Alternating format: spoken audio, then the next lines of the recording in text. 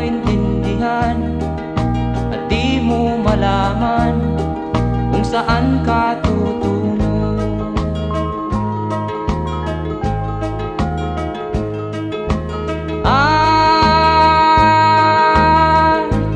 Kung nakamit mo na ang pangarap,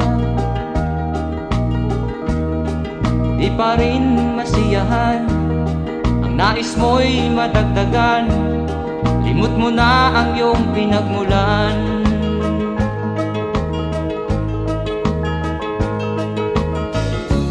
Bakit nga ba ganito?